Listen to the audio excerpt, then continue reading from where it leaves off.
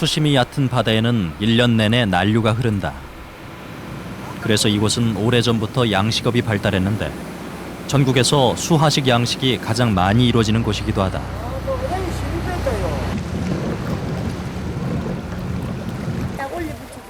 국내 굴 생산량의 약 70%를 차지하는 통영굴 역시 대부분 수하식 양식으로 생산된다.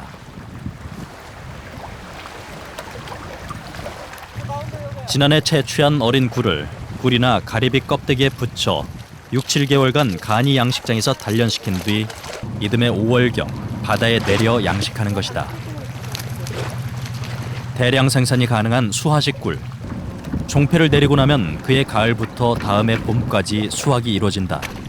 하지만 어민들은 불가사리 때문에 걱정이다.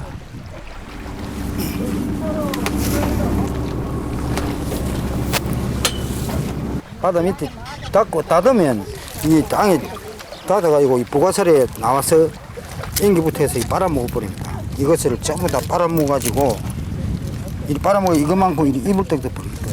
그러면 이제 전부 폐사가 나서 이제 한해 농사는 망치는 거죠. 바다는 하루 두 차례 물이 들고 빠진다. 바로 그때 이곳 양식장 안에선 놀라운 변화가 생긴다.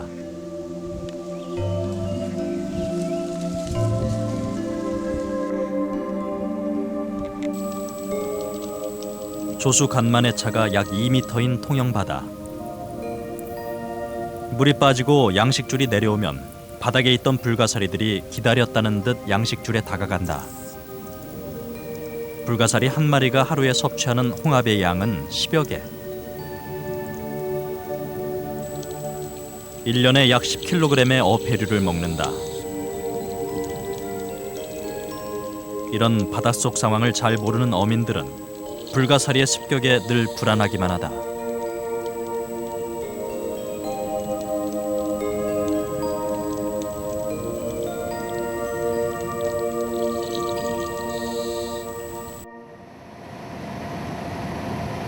이른 새벽 통발 조업에 나선 김남대 씨 부부.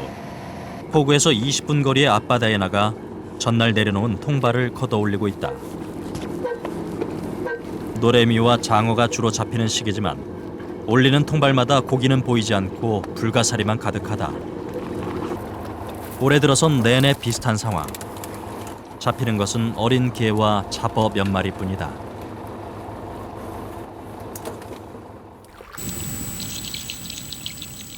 얕은 바다에서 사용하는 연안 통발은 주로 장어나 문어, 게 등을 잡는 데 쓰인다. 물고기들은 통발 안에 들어있는 미끼를 먹거나 은신처를 구하기 위해 통발 안으로 들어온다.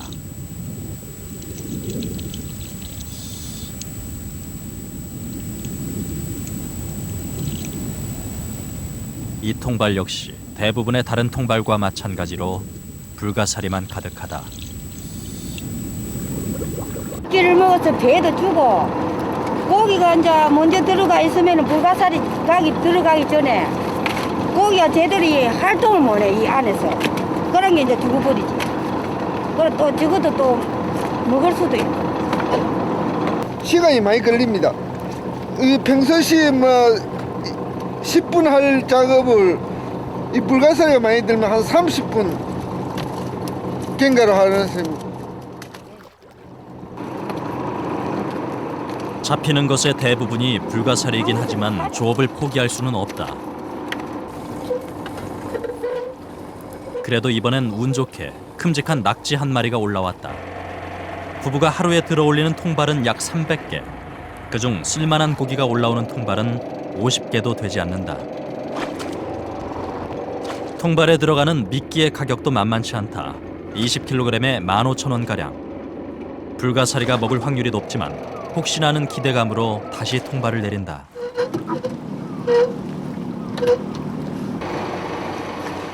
장소를 옮겨 통발을 올리자 이번엔 덩치가 제법 큰 아무르 불가사리가 쏟아진다. 아무르 불가사리는 유엔과 국제해양기구가 지정한 유해 생물 중 하나다. 그만큼 포식성과 생존력이 강한 종으로 통발에 억세게 붙어 꺼내기도 어렵다.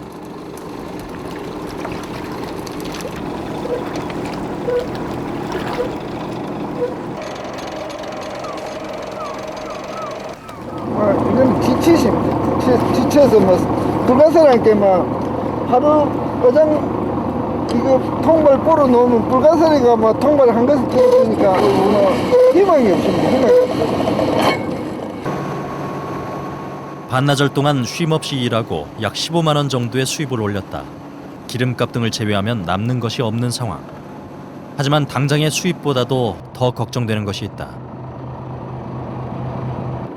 이 알맹이가 진짜 난이 되는 게 요 난이 여기 하나하나 이게 뭐 엄청 나는 게 이게 몇십만 마리가 되는 줄 몰라. 그러면은 지금 이 시기가 나누는 시기라 산란 시기면 내년 또 요때 되면은 뭐 발이 번창을 해가지고 있는 요래가 쪼개가서 물에 버리도 여기 다시 개색을 해가지고 발이 나는 기래. 재생력이 뛰어난 불가사리. 신체 일부가 절단되면 몇 개월 혹은 몇 년에 걸쳐서라도 결국 원래의 모습으로 되돌아간다. 포식성이 강한 아펠 불가사리. 두 개의 팔이 완전히 잘렸던 자리에 새로 팔이 자라나고 있다.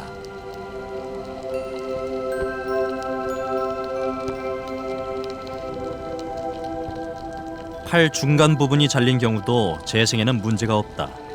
훼손된 부분부터 자라나 본래 상태로 복구된다. 심지어 절단된 팔 한 개가 재생돼 한 마리의 불가사리가 되는 경우도 있다. 제주 서귀포 앞바다. 빨강 불가사리 한 마리가 감태줄기를 올라가고 있다. 바위나 모래바닥에서 서식하는 빨강 불가사리.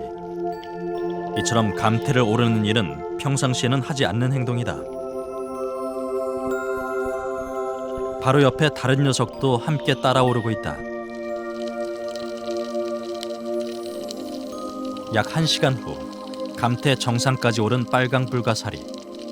팔을 세워 몸을 일으킨다. 위에 있는 암컷이 먼저 산란을 하기 시작했다. 몸 곳곳에서 알이 뿜어져 나온다. 알은 곧 바다로 퍼진다.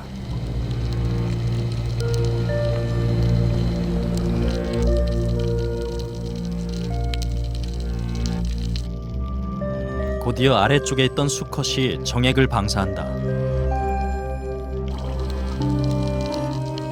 낮부터 시작된 빨강 불가사리의 산란과 방정은 밤늦게까지 이뤄진다.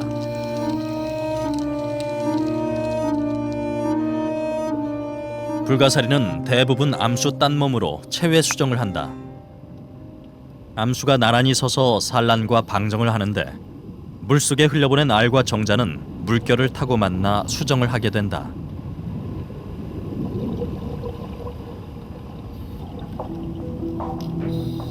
어두운 곳을 좋아해 좀처럼 모습을 드러내지 않는 뱀거미 불가사리.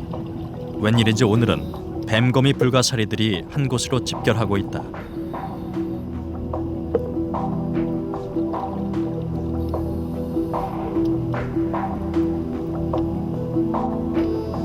어떤 녀석은 모자반 위를 기어오르기도 한다. 모두가 가운데 한 녀석을 중심으로 모이고 있다.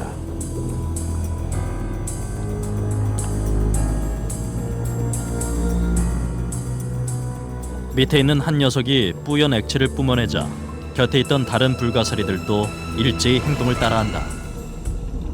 수컷 뱀거미 불가사리들이 동시에 방정을 시작한 것이다.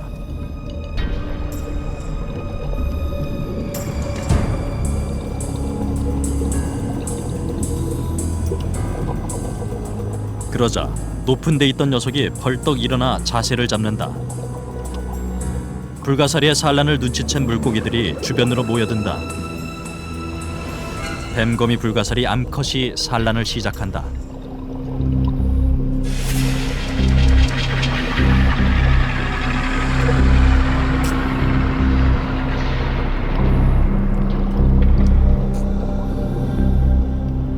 한 번 산란에 보통 200만 개에서 300만 개, 많게는 2천만 개까지 알을 낳는 불가사리.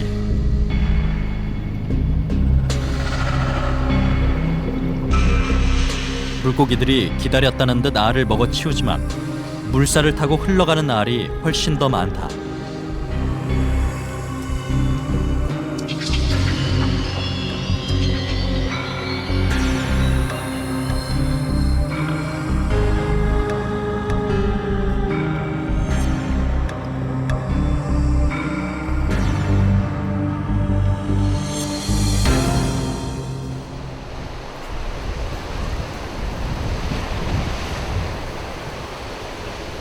수심이 깊고 한류와 난류가 교차하는 동해.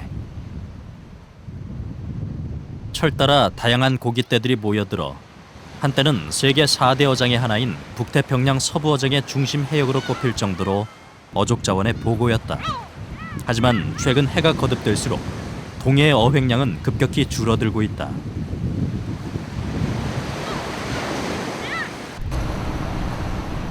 삼척시에 있는 한 포구.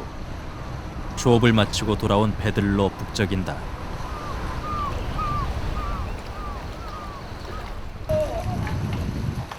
어구를 정리할 때 가장 시간이 많이 걸리는 일은 불가사리를 처리하는 일이다.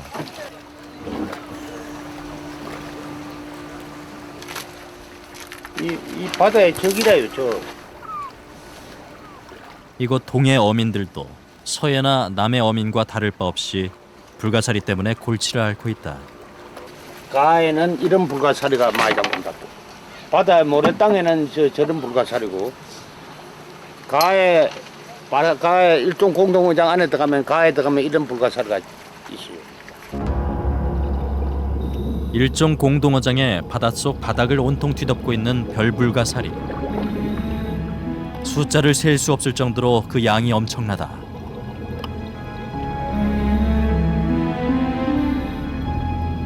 어부가 버린 죽은 물고기 한 마리가 떨어진다. 냄새를 잘 맡는 불가사리. 죽은 물고기에서 나는 냄새를 맡고 일제히 모여든다.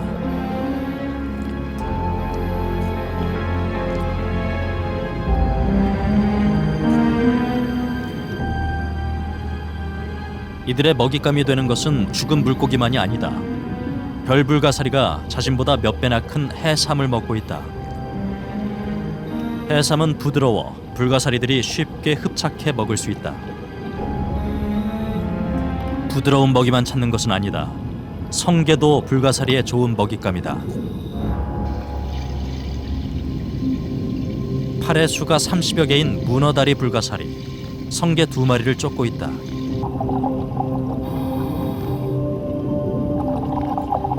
문어다리 불가사리보다 걸음이 늦은 성게. 이내 잡히고 만다. 성게 가시도 불가사리에겐 문제가 되지 않는다.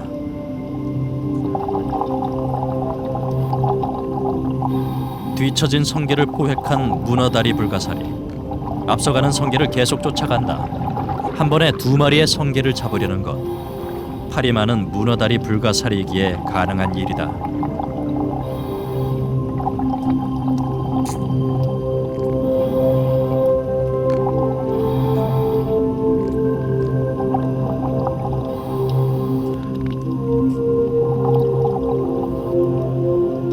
결국 성게 2마리가 다 잡히고 말았다. 입에서 위로 음식물을 전달하는 보통의 생물과는 달리 불가사리는 위를 몸 밖으로 꺼내 먹잇감을 직접 흡수한다.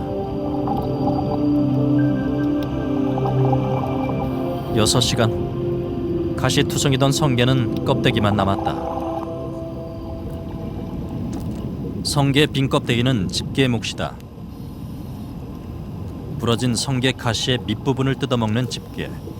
성게 가시는 집게가 좋아하는 먹이다.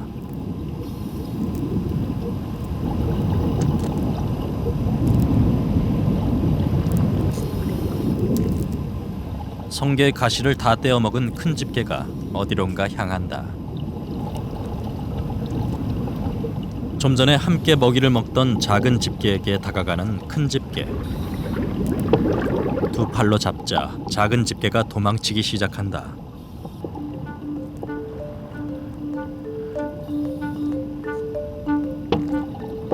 그 뒤를 큰 집게가 집요하게 쫓아간다. 채 3m도 못 가 잡힌 작은 집게. 무서운지 집 속으로 몸을 숨긴다. 그러자 큰 집게가 작은 집게를 통째로 들어 끌고 간다.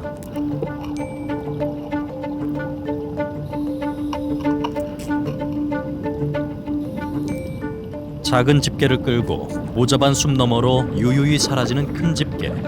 도대체 무엇을 하려는 것일까?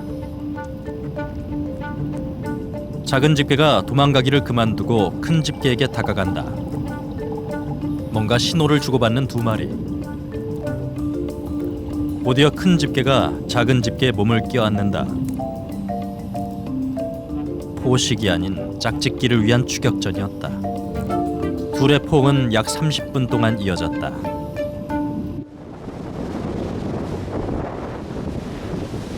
동해바다 한가운데 우뚝 솟은 섬 독도. 독도는 철새들의 중간 기착지이자 산란터로 매우 중요한 곳이다. 4월부터 8월까지 독도의 주인은 괭이갈매기다.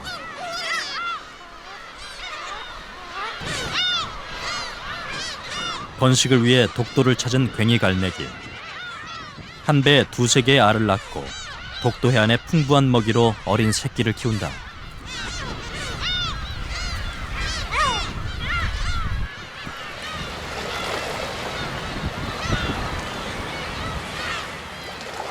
오염원이 적고 오랜 시간 사람의 손이 닿지 않은 독도. 그래서 이곳은 우리나라 해역 중 물이 가장 맑고 생태계가 잘 보존된 곳이다.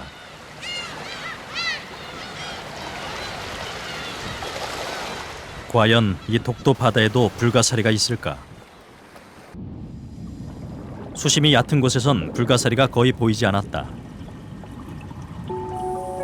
하지만 수심 15m 아래로 내려가자 역시나 바닥 곳곳에 별 불가사리들이 무리지어 있다.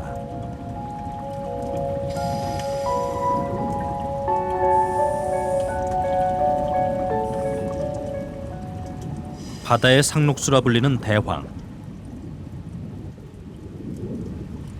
그 아래 바다 달팽이라 불리는 군소가 무리지어 알을 낳고 있다. 군소는 암수 한 몸이고 집단으로 모여 산란하는 습성이 있다. 한 마리가 한 달 동안 약 1억 개의 알을 낳는 군소. 번식력이 왕성해 늦봄에서 초여름까지 연안 어디서나 번식하는 모습을 쉽게 볼 수 있다.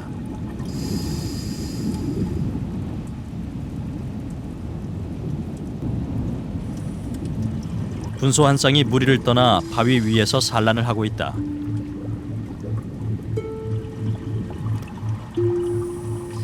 불가사리가 옆에서 알을 먹고 있는 줄도 모르고 계속 산란 중이다.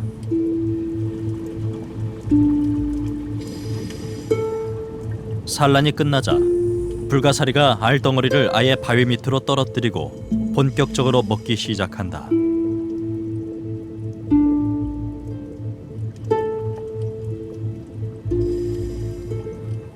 산란 뒤 배가 홀쭉해진 어미 군소. 조금 전에 낳은 알을 찾고 있다.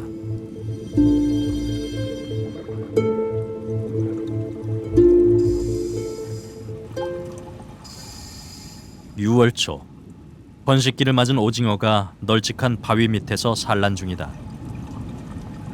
한 번에 약 30에서 50개의 알을 낳는 오징어. 막에 쌓여있는 알 주머니를 돌 밑에 붙인다.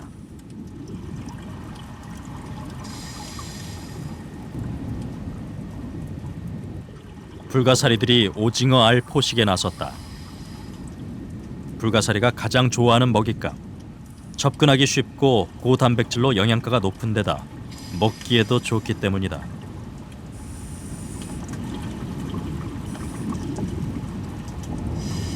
물이 맑은 독도는 미역과 다시마, 감태, 대황과 같은 해조류가 잘 발달해 있다.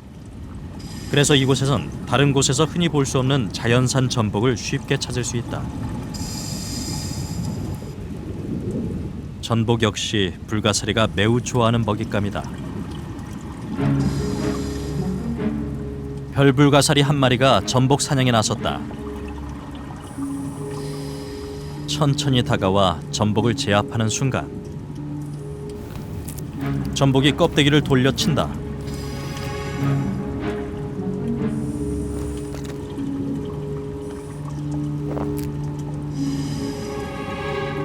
갑작스러운 움직임에 놀란 불가사리가 물러난다. 껍데기를 돌려치는 전복의 방어책이 통한 것이다. 하지만 이런 방어책이 매번 통하는 것은 아니다. 전복 사냥에 나선 또 다른 불가사리. 위험을 감지한 전복이 껍데기로 돌려치기를 해보지만 등껍데기 사이로 파고드는 불가사리. 그 힘에 눌려 전복은 옴짝달싹할 수 없다.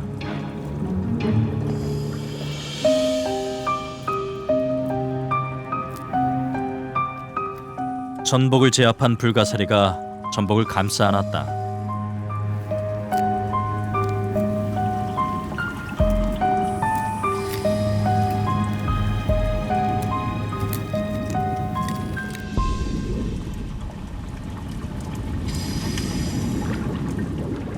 불가사리가 전복 한 마리를 먹는데 얼마만큼의 시간이 걸리는지 확인해 보기로 했다. 약 2시간 전 전복을 먹기 시작한 불가사리.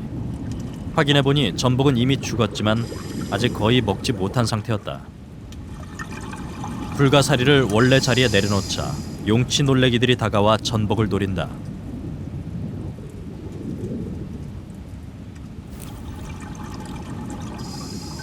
제작진의 손길에 놀랐던 불가사리가 빈틈을 보이자 전복을 탐내는 용치 놀래기. 산란기를 앞둔 6월 초, 식욕이 가장 왕성할 때다. 작은 빈틈을 끈질기게 쪼아 불가사리와 전복의 틈을 벌려나간다. 결국 불가사리에게서 전복을 빼앗은 용치 놀래기. 이제 전복은 용치 놀래기들의 차지다. 먹이를 빼앗긴 불가사리 곁으로 또 다른 전복 한 마리가 지나간다. 용치 놀래기에게 빼앗긴 것보다 더 크다. 쉽게 전복을 차지한 불가사리.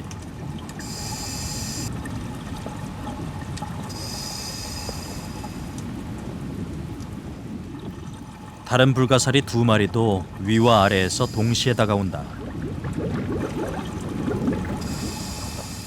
아래에서 올라온 녀석이 원래 있던 불가사리를 팔로 밀어낸다.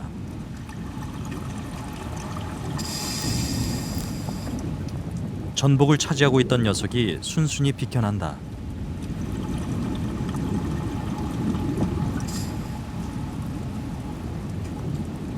곧이어 위에서 내려온 불가사리가 도착했다.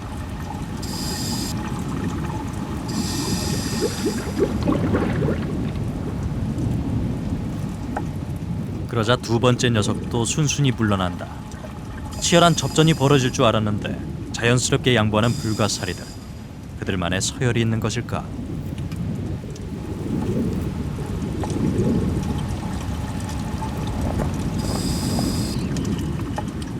불가사리가 전복 한 마리를 먹는데 시간이 얼마나 걸릴까? 전복을 포식 중인 불가사리를 관찰하는 제작진. 긴 기다림이 이어졌다. 전복을 먹는 긴 시간 동안 불가사리는 움직임을 보이지 않았다. 12시간 후 전복을 얼만큼 먹었는지 확인해 보았다. 가장자리부터 3분의 1가량을 먹어치운 모습이다. 다음 날 36시간이 경과하고 나서야 불가사리가 드디어 전복을 떠난다. 조금도 남김없이 먹어 없앤 모습이다.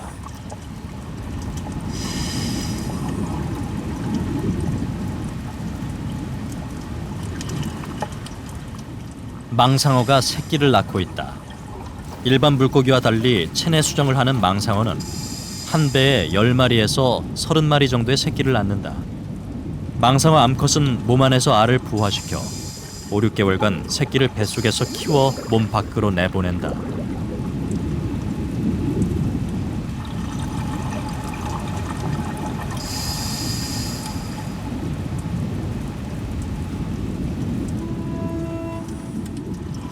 그런데 이번에 좀 이상하다. 어미의 몸 밖으로 나온 꼬리 지느러미에 움직임이 없다.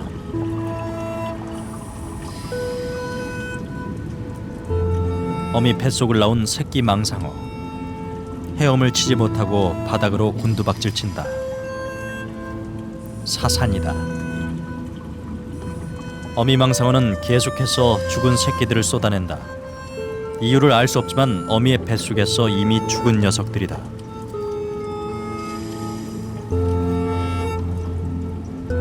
죽은 망상어 새끼를 향해 주변에 있던 불가사리들이 모여들기 시작한다. 불가사리는 뇌가 없는 대신 온몸에 신경망이 발달했다. 때문에 빛과 온도 그리고 주변 상태를 빠르게 파악한다.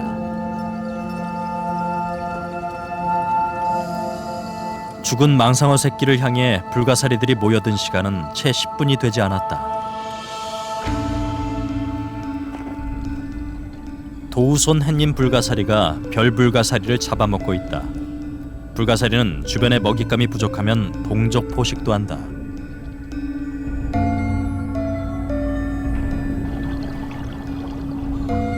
이번엔 아펠 불가사리가 같은 종의 불가사리를 먹고 있다. 다른 종 불가사리뿐 아니라 심지어 같은 종의 불가사리도 이들의 포식성 앞에선 가족이 아닌 먹이일 뿐이다.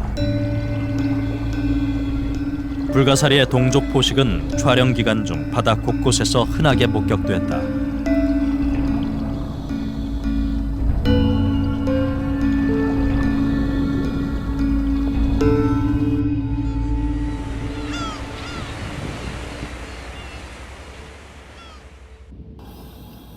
불가사리의 포식이 늘 성공하는 것은 아니다. 모성애가 강한 것으로 알려진 어미 문어가 알을 지키고 있다. 문어다리 불가사리가 알을 먹기 위해 다가간다. 어미 문어는 아가미와 연결된 깔때기로 물을 뿜어 접근을 막는다. 그래도 계속 다가오자 이번엔 다리를 뻗어 막는다.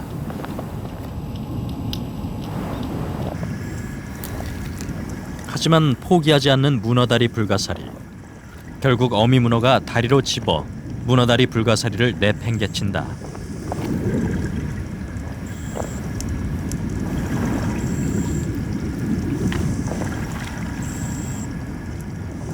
바위 밖으로 완전히 내쫓기고만 불가사리. 문어의 강한 모성애 앞에선 포식자 불가사리도 어쩔 수 없었다. 모든 생물이 그렇듯이 불가사리에게도 천적은 있다.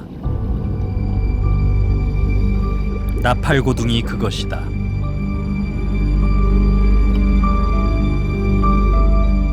빨강 불가사리가 나팔고둥을 피해 도망가는 중이다.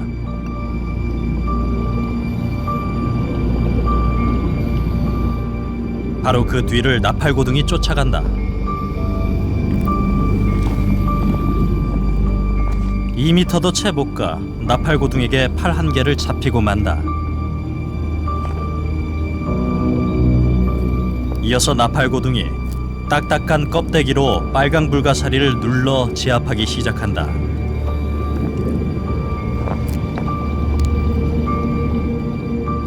약 5분 후 빨강 불가사리는 보이질 않는다.